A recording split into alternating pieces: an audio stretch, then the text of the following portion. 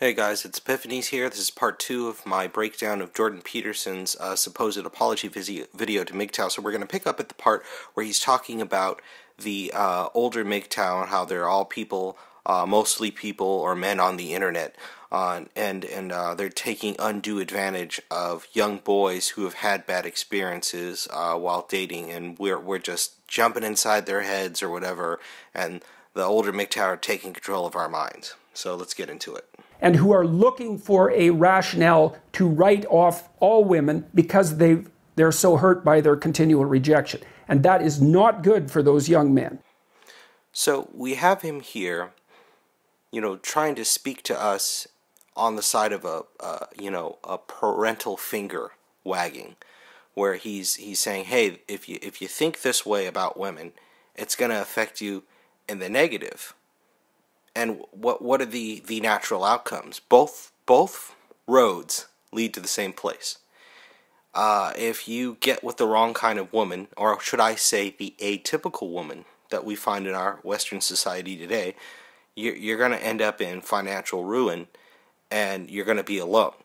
And if you go Mgtow, you'll still be alone. You won't be cohabitating with a woman. Yes, you won't get some of those, I'll say, vestigial benefits what little benefit you can derive from any kind of interaction with a typically narcissistic and toxic person. But all roads lead to the same place. It's loneliness. But the factor of loneliness is only temporary. Once you get to the stage where you become self-actualized and you find your own personal purpose in life, that loneliness is gone because you fulfilled yourself. So loneliness is only temporary. And my final point about this part of the clip would be the fact that he's proposing that it's better to cohabitate with someone. It's better to walk the tightrope without any training. When, you go to a circus and you see a tightrope walker walking, they've had years of training. They understand the risk involved, and they're doing this as a spectacle because it's their bread and butter. However, telling these any person who's young today to just go into the minefield blind and, like Turd Flinging Monkey says, happily walk into the slaughterhouse. These people are these boys, if you want to call them boys, and the Mgtow demographic, they're unprepared, and that's wrong. That is actually wrong, to not prepare them and to give them no alternatives. And so the reason that I disparaged the men going their own way was because I had seen the pernicious effect, these are often older guys, the pernicious effect of their world-weary philosophy on young men. Now, these guys think that they're just warning them, and they are warning them, but they're not just warning them. So let's cut through his big words with a scenario. Let's say you're Joe Schmo. You live in Africa. You see people dying of AIDS and Ebola all the time. Jordan Peterson is the medical doctor from America, and he's doing ongoing research about this thing that doesn't affect him. So let's say you, Joe Schmo, figure out a way to keep people in record numbers from not getting AIDS and not getting Ebola. So you show them key ways to filter things like what they're eating, their water, and then teach them habits that'll keep them clean so they won't contract Ebola. So while you're doing this, in this scenario, this American doctor, Jordan Peterson, comes to you and says, you have no right to do what you're doing. And then you're saying, I'm trying to help people. Oh yeah, I understand you're trying to help people, but you're not a licensed physician. You're not someone I recognize. This is what I see when I hear his argument. Number 2, when he talks about the pernicious effects, and many people on YouTube have, of course, said that Mgtow is bad. I've even seen comments on different people's channels saying Mgtow is cancer. And I really want to know, what are the pernicious effects? Tell me, what is the outcome? Is it suicide? Because last time I checked, the statistics are on the side of Mgtow. not having a divorce, not being a wage slave, that, not having those things in your life, not being those things, or someone doing that to you, that stops suicide. So I really would like to know, what are the pernicious effects of Mgtow? Someone tell me. Now, the reason I regret calling them pathetic weasels is because they also have a point.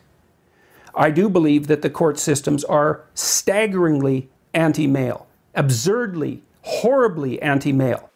So when he was giving a dissertation about Mgtow and saying in the classroom and saying how we had a lack of experience and knowledge of the female archetype, that lack of knowledge means we were pathetic weasels.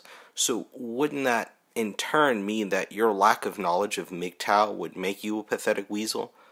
I'm not saying that Jordan Peterson's a pathetic weasel. I'm simply saying, well, what's your point? I'm taking your logic on, and wouldn't that make you the thing that you're railing against? That's my question. And I've seen my own clients, some of them who are really, really decent, hardworking, family-oriented people, demolished by the court systems. So here we have his range of sympathy.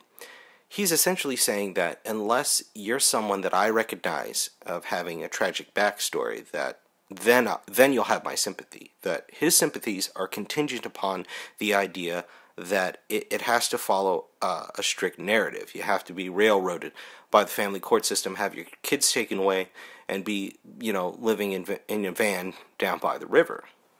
So essentially what I'm saying is I've seen lots of dissenters of the Mgtow movement, and it would seem that if you don't reflect them, that if you aren't like them, if they can't really put themselves in your shoes, then they seem to refuse to, that unless you reflect their archetype, that you get no sympathy. So Jordan Peterson seems to be saying that unless you're like me and you've been ran through the ringer, because I wouldn't want that happening to me, everybody else is a pathetic weasel. So I'm only apologizing to the people I feel reflect me. So the men going their own way have a point. And so I'm sorry that I called them pathetic weasels. But I outlined my reasons. And so, yes, I do regret that. I have to be careful. So he almost did it. He made an apology, but then he really nullified it essentially by saying, I had my reasons. So, which means that he still feels the same way about Mgtow. And it's just like I thought when I didn't want to do this video, because I knew it wasn't going to be backpedaling. It wasn't going to be just a 2-minute or even a 1-minute video where he says, listen, I'm really sorry. I misread you guys, and I'm not saying it's right, and I'm just throwing out an apology, and I'm trying to be a bigger person, and it doesn't matter my reasoning, but I'm sorry. But we don't get that. We get, I had my reasons. Because I do have a satirical, dark satirical sense of humor, and I can...